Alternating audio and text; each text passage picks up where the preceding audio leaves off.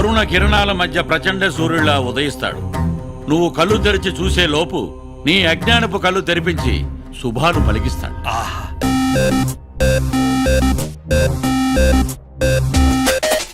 ఎవరేం అడిగినా ఇవ్వాలి కదా, అందుకే దేవుడాడు.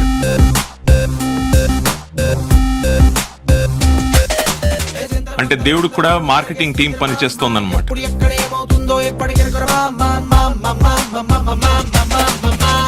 ఈ 50 లక్షలు తీసుకొని నైట్ స్టేట్ గోడ దుంకి జంప్.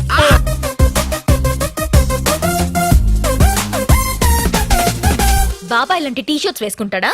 టీ షర్ట్లు జొబ్బాలు మనుషులకమ్మా. భగవంతుడు ఏదన్నా వేసుకోవచ్చు, ఎలా అన్నా ఉండొచ్చు. అదిరే దడబుట్టిందే వయసే, వడబెట్టిందే మతినే, సడగొట్టిందే అసలేమై ఉంటుందే.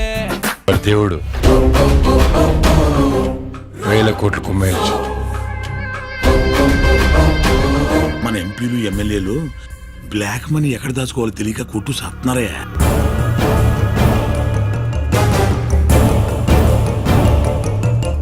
పిచ్చి జనం రా పాపం. ఎప్పుడు వీళ్ళకి ఎవరో వస్తారు ఏదో చేస్తారన్న నిస్సహాయత ఎప్పటికీ పోదు.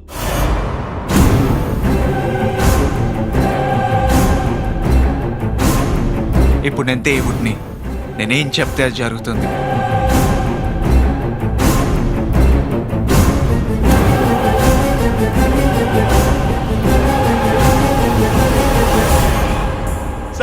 సార్ ఏంటి సార్ ఈ అన్యాయం? ఏ పురాణంలో ఉంది సార్ మనిషికి కరెంట్ చౌకిచ్చి చంపేయొచ్చని?